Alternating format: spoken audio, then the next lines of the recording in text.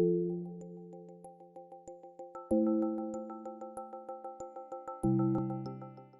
hi everyone, welcome to Mural Backstage Pass. I'm Haley Temple. I am one of your hosts for today's session, and you are going to basically get a behind the scenes look at a working session for a team in Mural.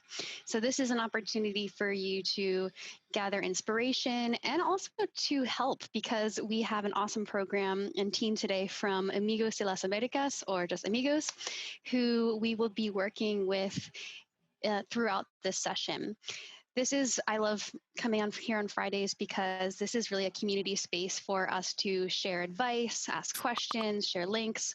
So if you have anything to share or any questions about Mural, go ahead and put that in the chat, and we'll be checking the chat throughout our session to address that. Yeah, please keep adding where you're calling in from today in the chat. We love hearing and learning about our global community. So with that, let me go ahead and share my screen. And I'll come up here. And what I'm also going to do, I realize that many of you in the audience love to join us and look through this mural with us. So I'm going to put this mural viewing link in the chat, and you can please feel free to join in, or you can just watch from the shared screen. No mural experience required for this session. So in a moment, I'll give a quick overview of the Amigos team and what Amigos is. But before we do, I wanted to invite our team at Amigos to do a quick warm up. So I'm going to ask you guys to follow me. In the mural, you'll get a little pop-up that says, "Follow Haley." And so what we're going to do is actually make a little travel map together, because I know all of you at Amigos have the travel bug and love exploring. And I know we're stuck at home right now, unfortunately, but I would love to know from you guys some places that you recommend traveling to once the quarantine or travel restrictions are lifted. So what you're going to do is double click on this text box and type in your name, and then press enter and think about where would you recommend we travel to somewhere in the world. And you can even add why. That's always really nice to know why. It's a good place to go. And then simply drag it over to the area on the map where it is in the world. Any questions? No? Choose. I know. I'm going to give you guys a minute to think through. And if you need more, you can actually duplicate your little location sticky by hitting Command or Control D. And that way you can make a couple of them. But I'll start the timer for a minute to think about it. And then for our audience, I'm going to ask you to put your travel recommendations in the chat, and we can actually make kind of a community travel map here.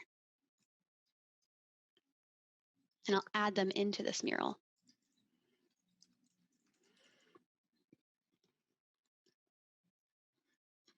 And yes, for our audience, I've only shared a view link so far. We don't want it to get too crazy with different sticky notes and stuff, but please do put your travel recommendations into the chat. So Catherine is recommending Ecuador. I'm going to put that over in Latin America. My geography skills are lacking, so I apologize if I don't put it in the right spot. Deborah recommends the San Juan Islands in the Pacific Northwest in the United States.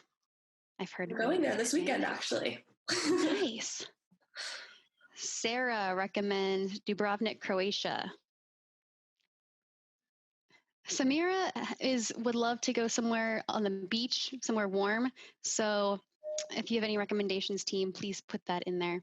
Vegas, Quebec, Ireland and New Zealand, Stockholm, Sweden, or the archipelago in Sweden, Hawaii, nice.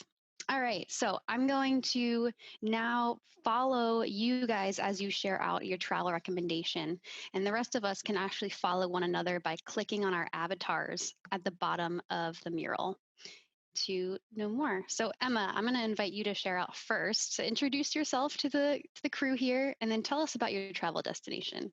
Yeah. Hi, everyone. My name is Emma. I'm on the Mural team and I'm co-hosting with Haley today, but I'm also very invested in Amigos. I was a participant in their programs in high school and have worked for them in country as well as a training director for them this previous year before joining Mural. So I'm invested in both parties today.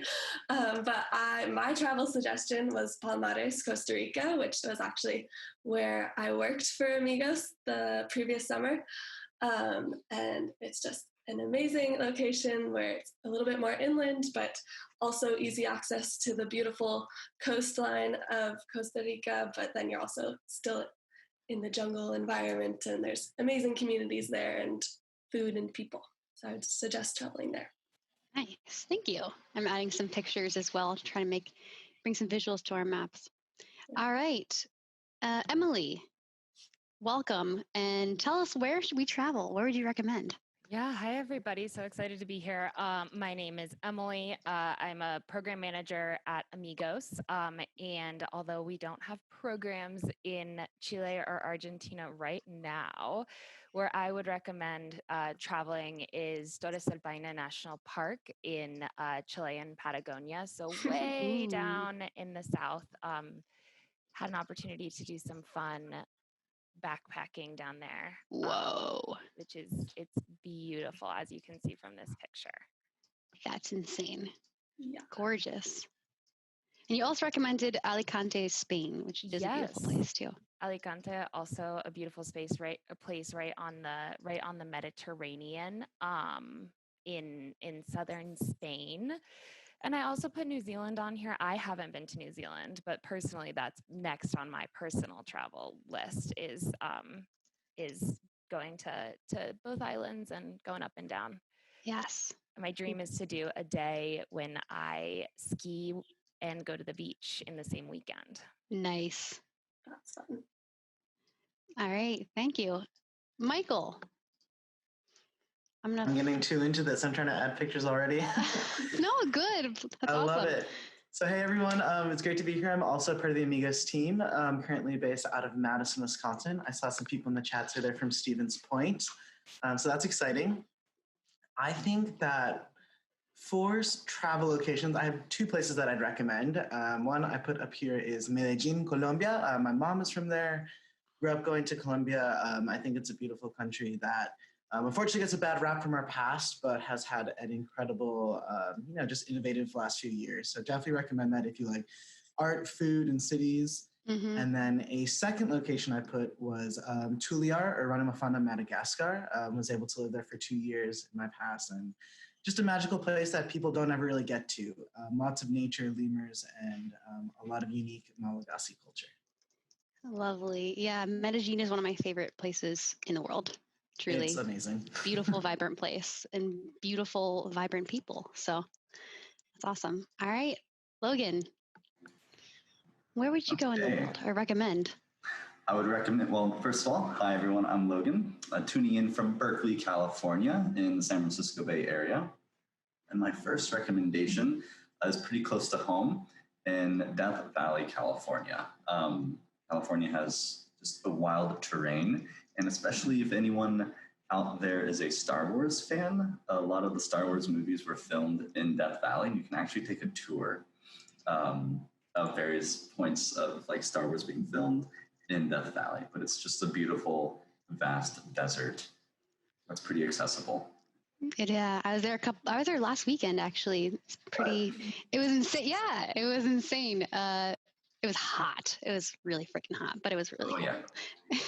It's breathtaking. And then I've had the opportunity, and I've been fortunate enough to visit Asunción, the capital of Uruguay, and just fell in love with the city. It's great. I highly recommend it. Beautiful. Thank you guys. Sorry, I mixed that up. Montevideo is the capital of Uruguay. Hey, I'll also find a picture of Montevideo. I always confuse those two for some reason. I apparently do too. Montevideo. I also recommend going to Asunción, the capital of Paraguay. Yeah, that's why I always confuse it. I quickly fell in love with Montevideo. Let's say both. Let's safely say both are probably beautiful. All right, thank you guys for sharing, and everyone in the chat for sure sharing their travel destinations as well. We have a global community, and now we have a global travel map to go to. So I'm going to, and thank you guys for the introductions. I'm going to invite you guys. I realize that people probably don't know too much about Amigos, so I want to make sure they get a good overview of what your programs are and what the mission is of the organization. So let's go over here. Logan, tell us a little bit about Amigos. Maybe it'll give us a few minutes to share.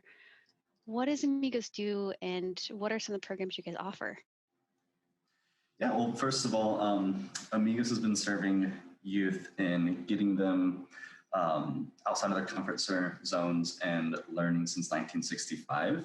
And with the mission of basically a world where all people are lifelong leaders, sharing responsibility for this global community that we all live in. And our mission is to inspire leaders through authentic service and immersion experiences. And we do those by creating programs for youth in different countries. Recently, as you can imagine, the industry of international travel has drastically changed. And us, along with many other organizations and other people like in the world, we pivoted, and so that we can still live out our vision, still accomplish our mission, and now it's through virtual programs. We recently ran a virtual program in the summer and are gearing up to lead one in the fall. And Amigos has different flavors of programs, if you will, to serve different youth from different places. There's the Youth Ambassadors Program. Michael Cook represents the Youth Ambassadors Program with us here today. Emmy manages our summer program, which is usually what people will hear of typically. And there's also a GAP program that we're currently running virtually with Tufts University. And so just, lots of flavors, all doing the same thing, just in different ways in order to cater to, the needs of different people. And I don't know, Emmy or Michael, if you have anything else to add that I might have missed. Yeah, I'll just jump in here and say that, so we're a registered 501c3, so we're a nonprofit organization, and our programs are primarily for youth ages 13 to 22, so all the way from middle school programming up until gap years. Most of our programs are what we can think of as open enrollment. So anybody can sign up, with the exception of our wonderful Youth Ambassadors Program, which is a federally funded program. So we get funding from the State Department to run those programs on behalf of the Bureau of Education and Cultural Affairs. So right now, in the times of COVID, we are focused on diversifying our program slate. So not just offering opportunities for folks to travel away from their home community, but also what does engagement within your own home community look like? Because we really believe that creating the next generation of leaders in our youth is more important than ever right now. Yeah, that's amazing. Michael, anything to add to that? I realize you haven't stickled into the program. I think Logan and Emmy shared a lot of good information. Awesome.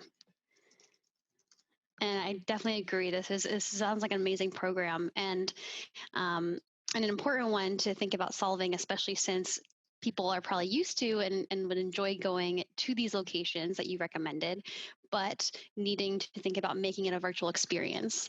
So I want to shift over a little bit to focus on our challenge that we want to solve today in Mural. And in the audience, I want to invite you guys to a few of you into our session as panelists to act as consultants for the Amigos team with this context.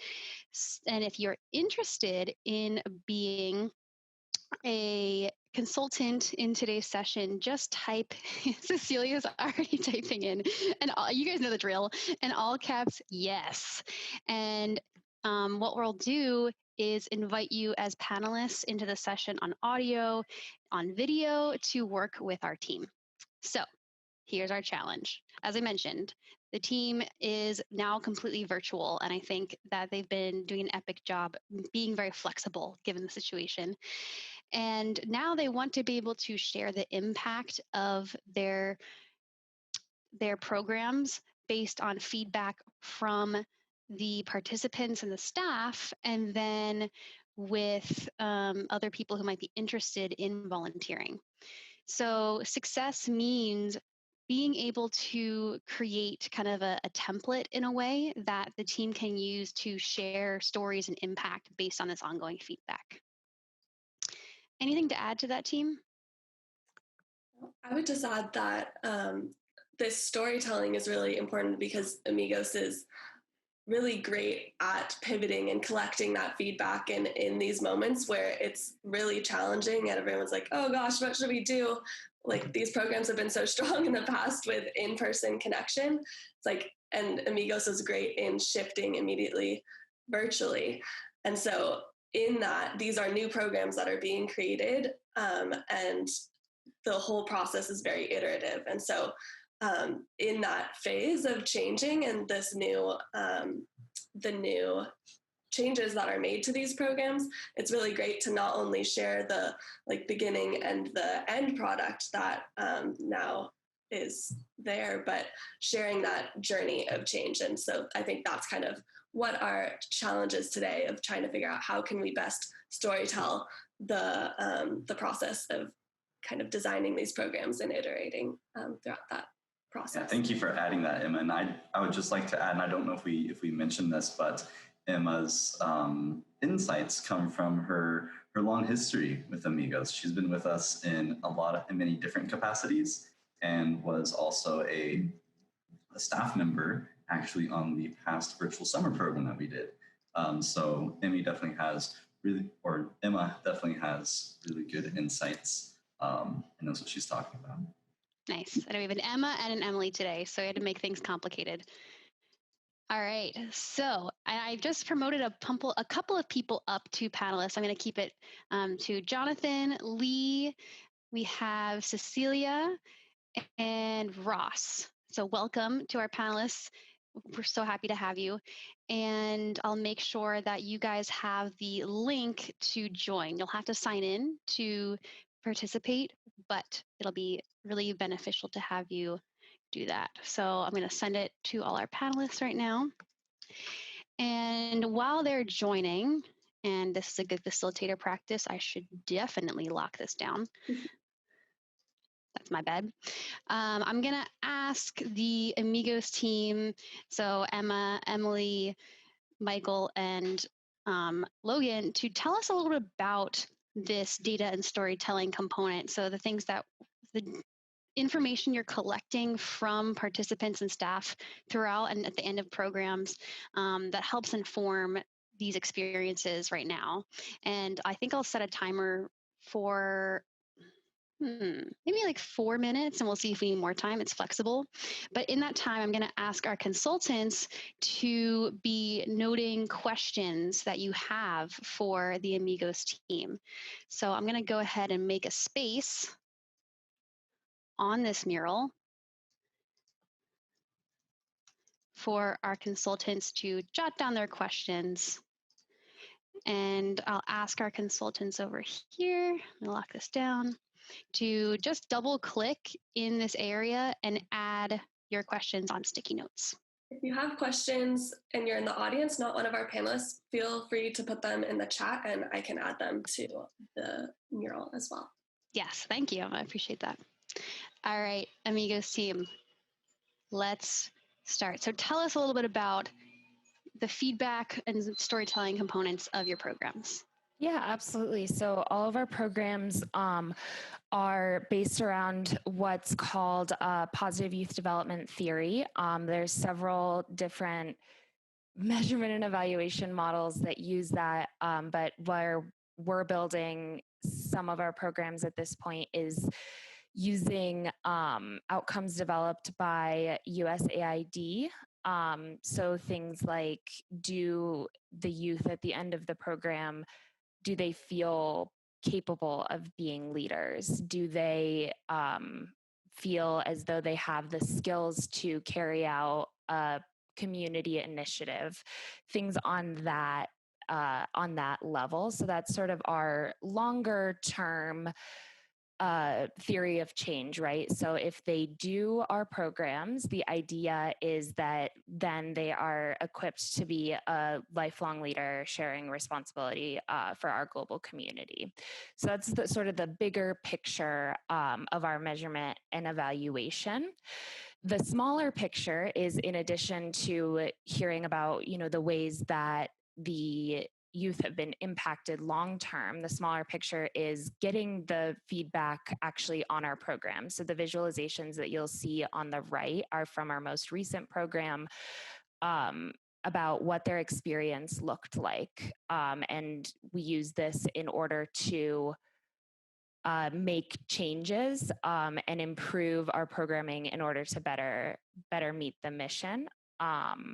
We get feedback, as Logan and Haley put in here, through a variety of surveys, very fun stuff, as well as through participatory evaluation at the end of the program, and hopefully continued engagement. That's one of the ways that we know we're successful, is if we have more folks like Emma who do our programs and then come back and help run them.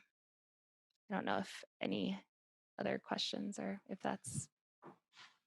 Yeah, I can share a little bit of perspective too from the youth ambassador side of being a grant-funded program from the Department of State's Bureau of Educational and Cultural Affairs. We have a lot of different requirements for feedback as well, and quarterly reports and end-of-year reports that are too many pages long sometimes.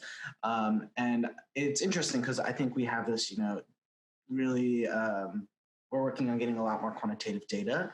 But one of the challenges that I've personally found is like qualitative data. When you're on the ground with students, they are throwing out quotes left and right, and you're actually very much seeing the feedback in like this live setting of kid comes in and says, "Wow, I had this amazing moment with my host family today where we talked about X, Y, and Z." And so that is, I think, one of the ways that we get feedback today as well is, just in-person human interaction of chatting over breakfast and you hear a quote or you hear a very much alive experience. And I think that is one of the, probably one of the more unique ways we get feedback, which is not coming necessarily through a form or a survey and isn't something that's necessarily recorded, but just something that you hear and trying to think of ways of how I can record that.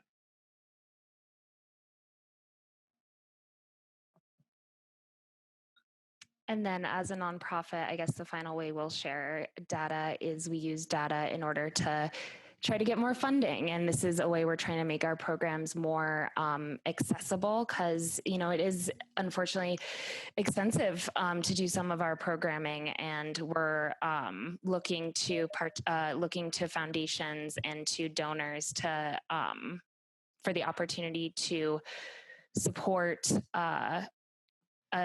a greater diversity of participants. So this data, one of the goals of this data is to solicit that support from donors and foundations as well. Got it. It's funny, I was on mute and I forgot to unmute myself and I started talking, and then I was like, maybe that pause was good because that was a really good insight as well. Sometimes as a facilitator, you want to fill silence, and sometimes it's okay to be quiet. So thank you guys for sharing some that I just want to unpack and reflect on what I heard. So a couple of ways you collect that data, and what you're trying to do is, of course, with that information, prove the value of the programs, being able to share and convey the value to people who might be donating, being able to, and of course, convince people to come back and participate in again and again. And it sounds like, Michael, you were saying it's hard in a virtual environment to get that qualitative information where, yeah, you miss, and this is the same with lots of teams today, getting or like those organic opportunities that come up when you have a lunch or something and you don't have an opportunity necessarily anymore to do that. So that's really helpful, and I appreciate you guys sharing that. Now, I want to turn it over to our consultants here on the call who have started adding questions, and Emma's been adding some questions from the audience, so thank you for doing that, Emma. So let me give a few minutes also for our consultants to start asking questions, and remembering that we're focused on thinking about alleviating some of these pain points, which are the team needs to be able to tell a rich story based on the data they're getting. And I think there's also this element of being able to capture feedback in a way with the participants throughout the session, throughout the program, I apologize, the program, even though you aren't in person and maybe not have those opportunities as often. So I'm going to invite Ross, if you have any questions, I'll set a timer. But Ross, what's one question that you would want to ask the group?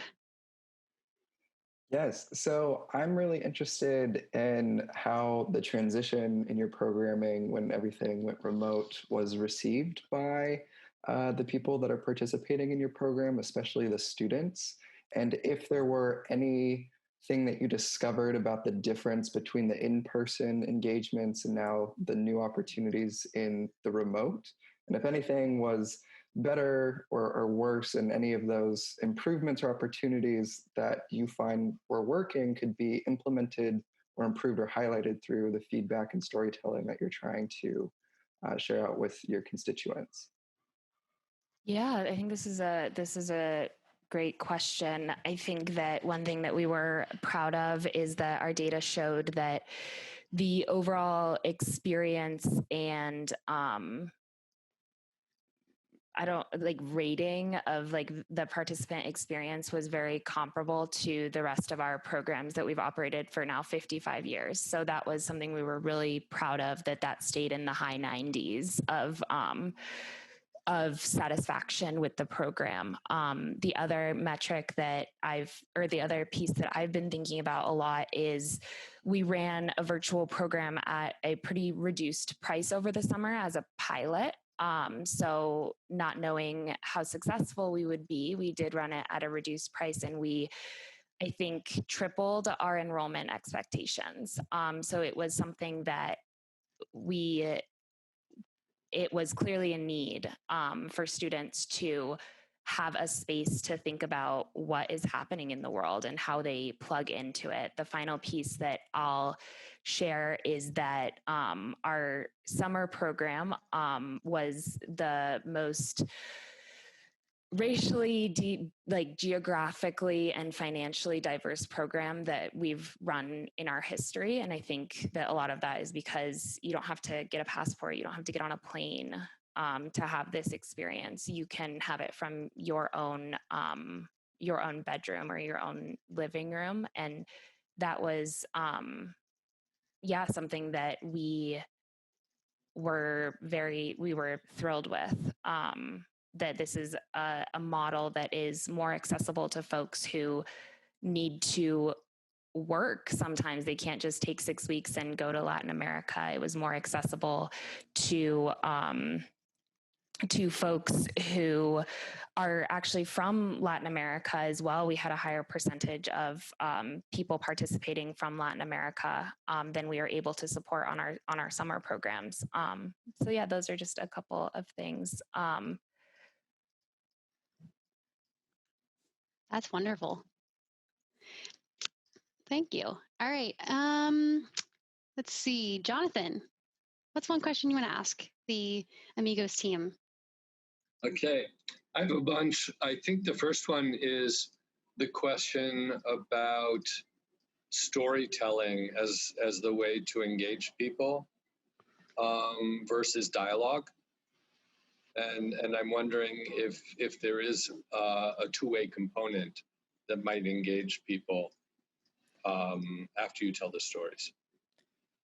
Yeah, absolutely. I think a big supporters of our organization are donors, right? And these donors, it's about having those conversations and building those relationships through more, like you say, two-way storytelling. We have a lot of donors who are alumni.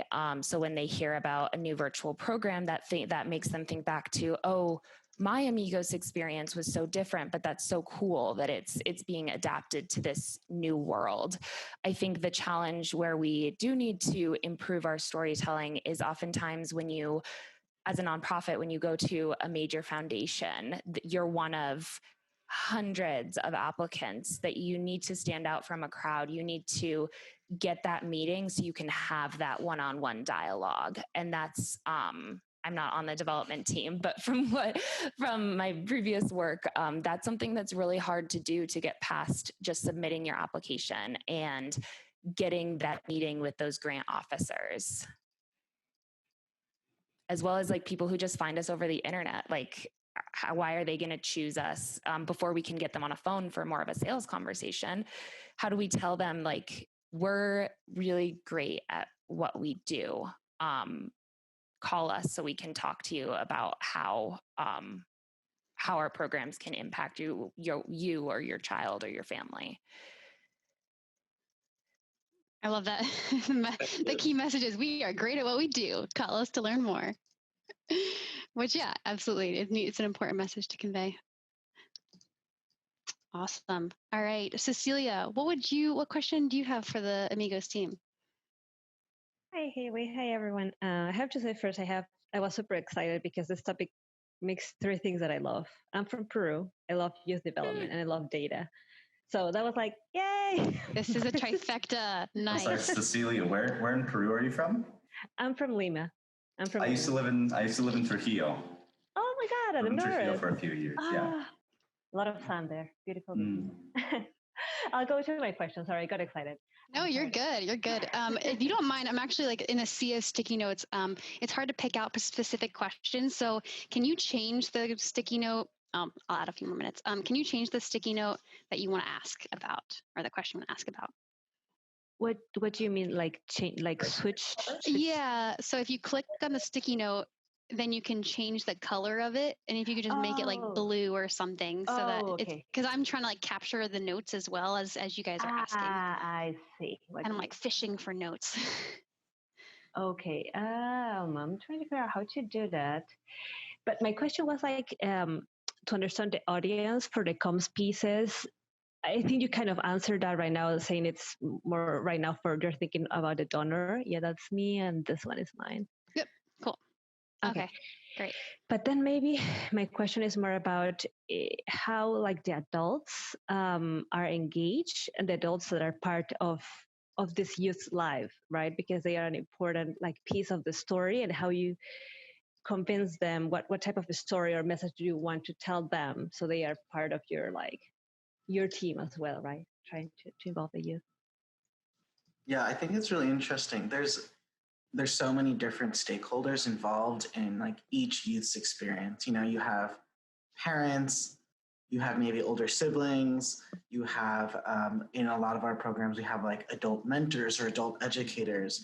For example, Emma was in a similar role like that when she was with the CIP. And I think overall, you know, when we're talking with parents, is one of the biggest things we want to promote is health and safety.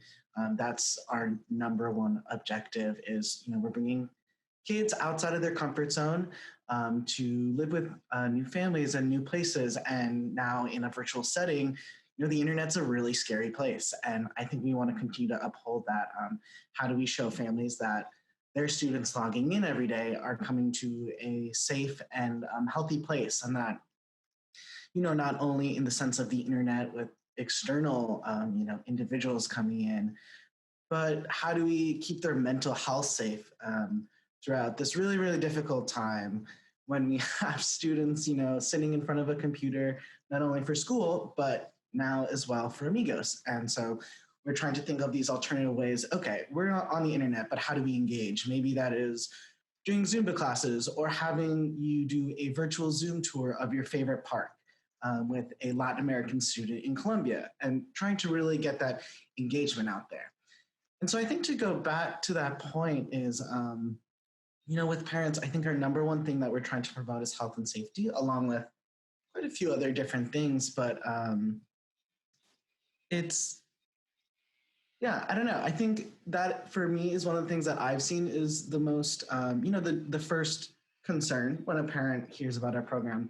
But it is really exciting to see that evolution throughout the program. By the end of the program, they realize that their kid has that covered. And now they're focusing on, that's a new piece of feedback, going back to the feedback that we can see is, okay, how has a parent seen their kids' interactions change at home?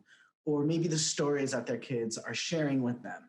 And I think that is the really, really unique place that we get this new interesting feedback is also parent surveys. Did they feel that their kids were health and safety or have health and safety? Did they see any distinct changes within their students? What was their students' experience like? Nice. Thank you. That's really helpful.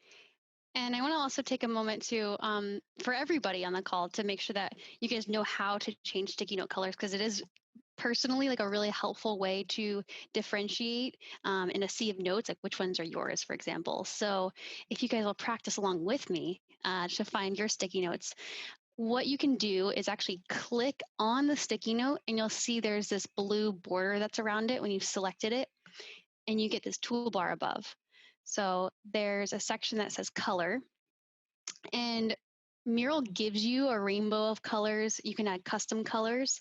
You can also choose the color of your avatar. So mine's always this forest green color that I love so much, but that's a good way to know whose sticky notes are whose.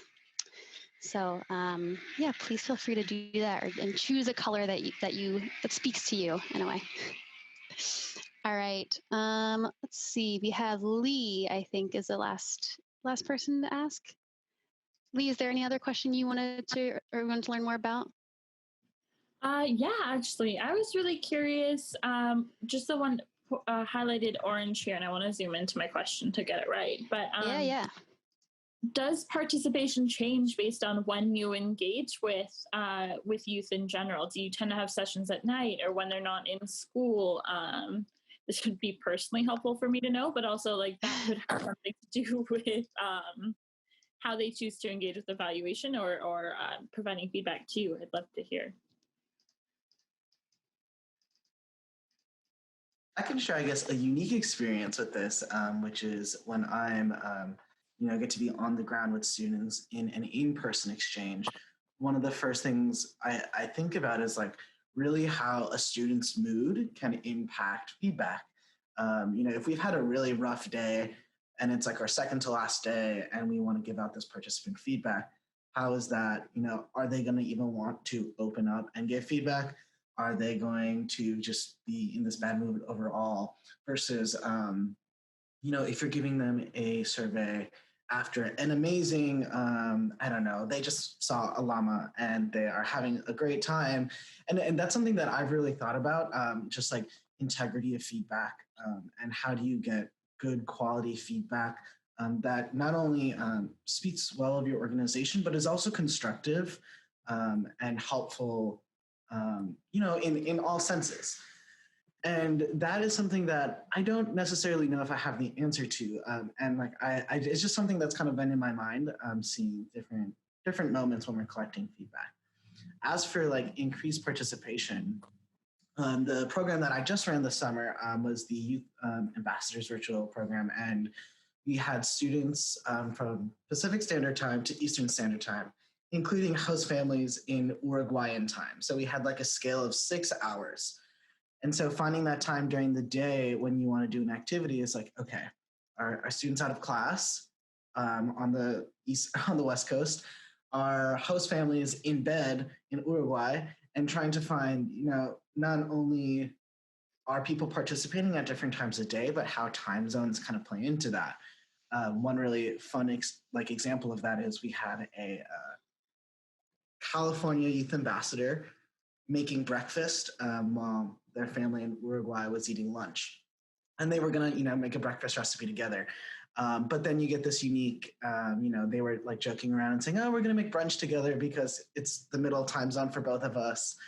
But I guess overall, it's been really interesting to see, in my opinion, that we have been doing a little bit, as compared to our in-person exchange. Our virtual exchange is longer for less hours a day because we're not together in person. And at first I was a little anxious about that, thinking, okay, we're meeting for 6 weeks for a few hours a day online versus 3 in-person weeks in a new country to all the participants. Are they going to still be engaged by week 6? And I think one of the things I was surprised, I guess not surprised by, it makes sense looking back, but is I felt they came with a lot more energy to each session. We were spreading things out.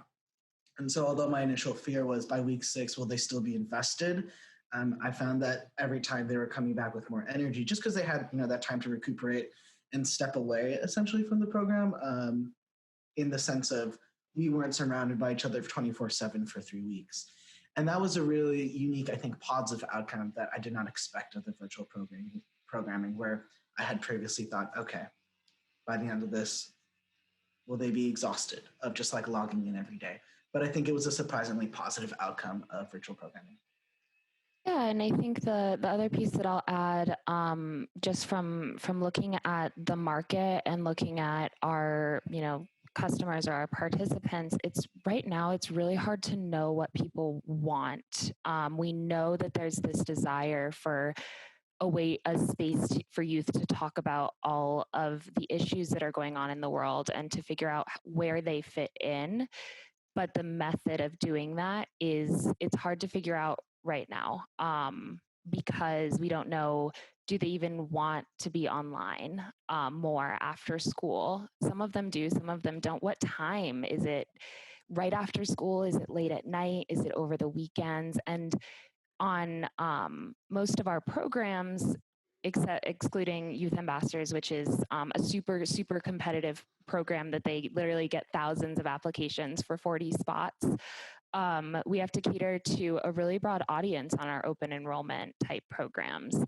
So how do we balance being flexible with recreate over and over recreating the wheel to try to figure out what the market is actually asking for right now? So I think if we think about participation as enrollment numbers and like getting actually students into our programs in order to meet our mission and support them in becoming leaders, one challenge is not knowing the best method to do that in this new environment, because we saw really great demand over the summer, and now that demand is a little bit lower with school starting. So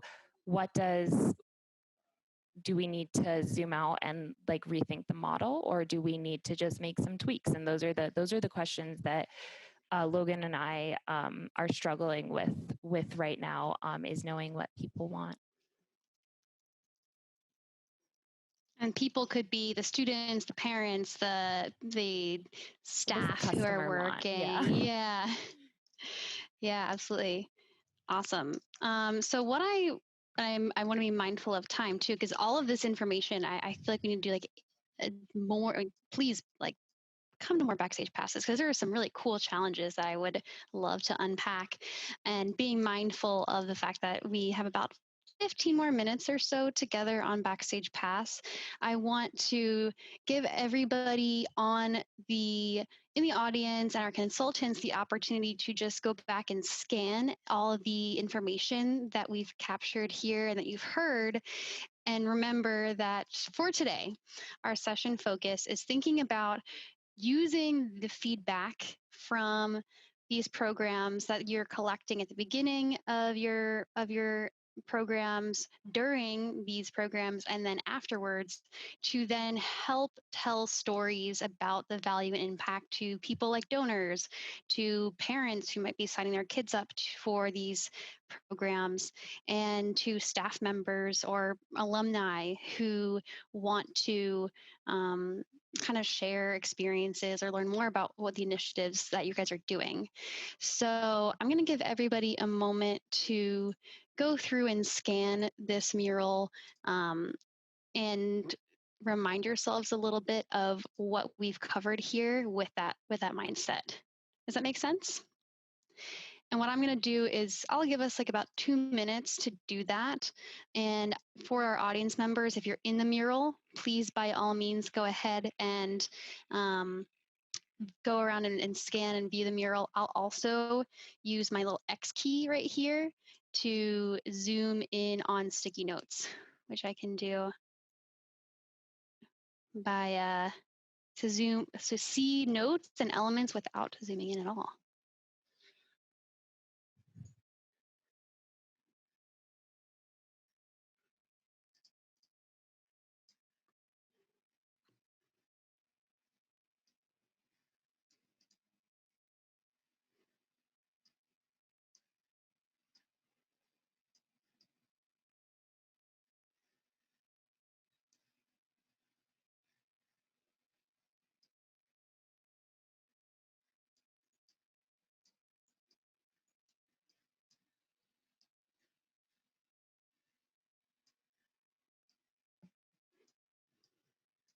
And there's about another minute as you're scanning. If there's something, an insight or something that you think will be helpful if you're thinking about this challenge, go ahead and change the color of that sticky note to black.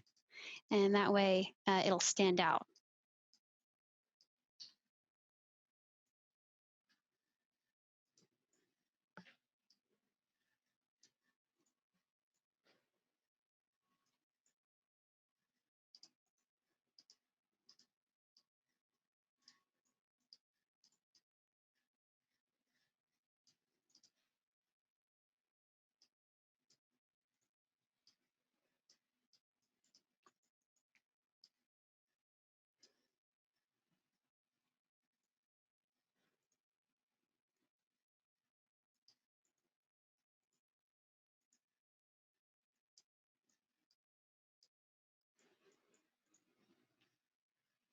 All right, how are we doing? Do you guys need more time to review and scan?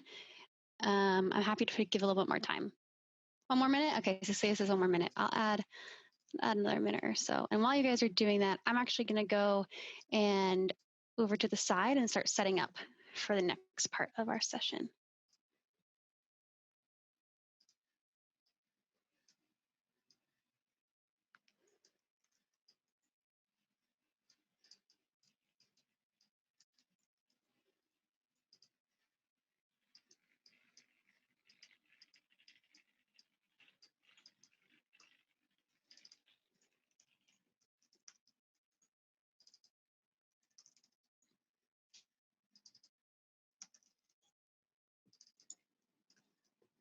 Kaylee, is there a way to highlight just part of the text in a box? No, not just part of the text. Only on text boxes you can do that.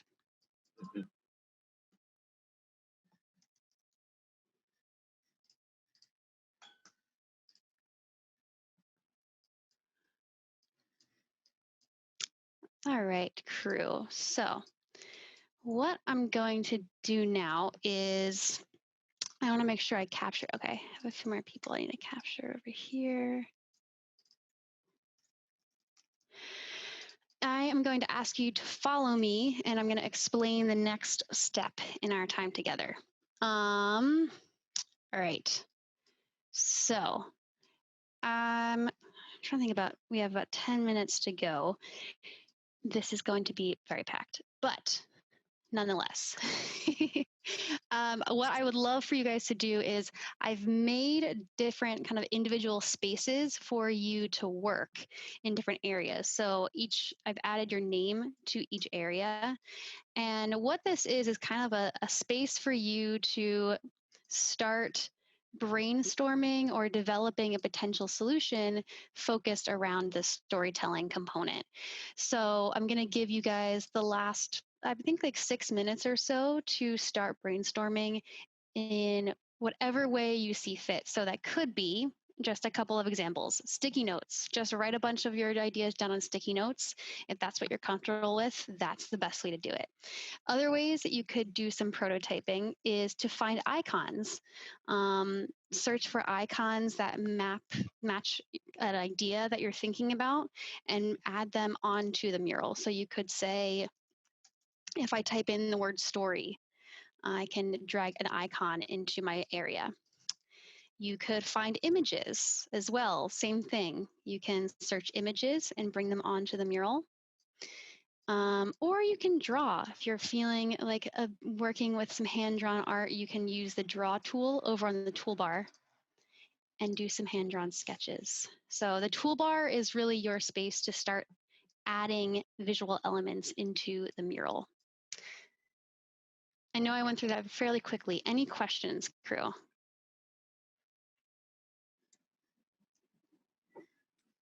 Should there be one for me? Am I not seeing it? There should be, but I probably did not. I was like, okay, did I get everybody? Who is that? I apologize. Jonathan. Jonathan, hi. Sorry. If I could get one too, Haley. Yes. No worries. Thank Okay, you. guys, I'm so sorry. I was like talking and muraling can be a little challenging. And Michael, oh my gosh, yes, Michael. Okay, Yep. you went too. Thank you so much. Of course. All right. So Michael, yours is over here towards the end. And Jonathan. I see it. Perfect. Okay. I'm going to go ahead and start the timer for about 6 minutes to give you guys some time to work and create. And our audience, I know you guys have tons of ideas. And Emma, you've been amazing about capturing ideas. So I'm going to continue adding them over here. So keep putting them in the chat and I'll put them on this mural. And team, while you're working, I'm actually going to put on our remote workshops playlist from Spotify and give you guys some. I was just thinking that we had to have like beginning music for Backstage Fest. Yes, we do need a theme song.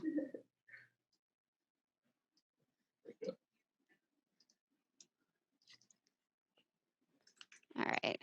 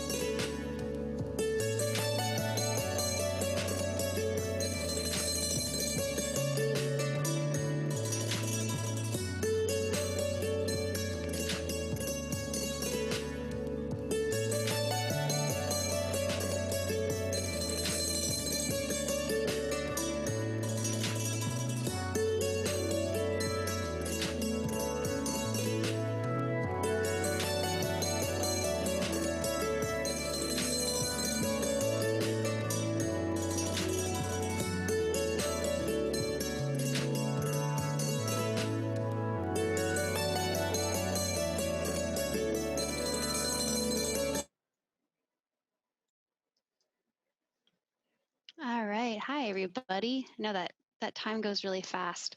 And I want to be mindful of everyone's time too. If you do have to jump off a few minutes early, we do always ask for our audience feedback as well in the chat. So if you can share a rating for this session in terms of just how satisfied you were, if it's helpful on a scale of 1 to 10 and why, that is always super helpful for us to learn more. And we deeply appreciate it.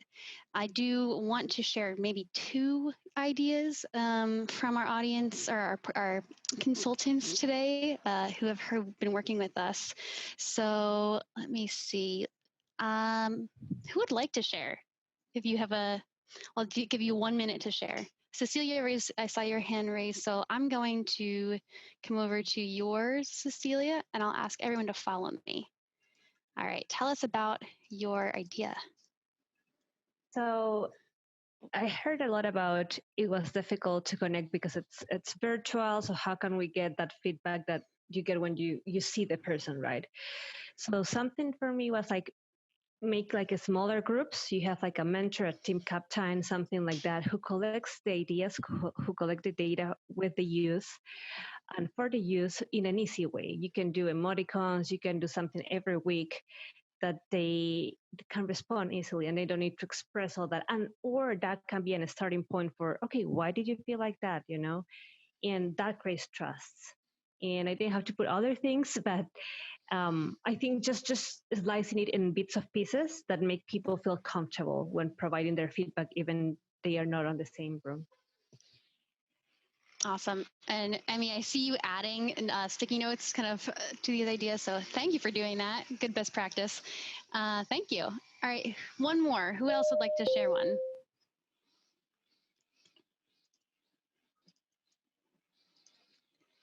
Anyone else? Ross, I see you. Oh, Jonathan, you go ahead. Apologies. I think I finally figured it out. So yeah, it was just combined.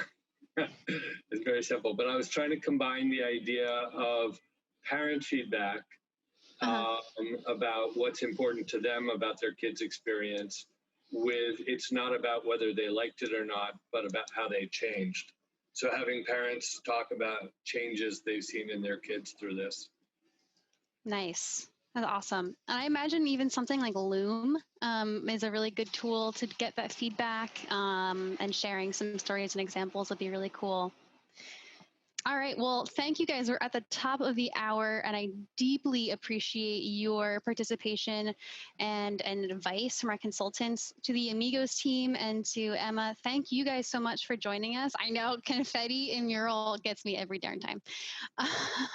And we also, how do you do that?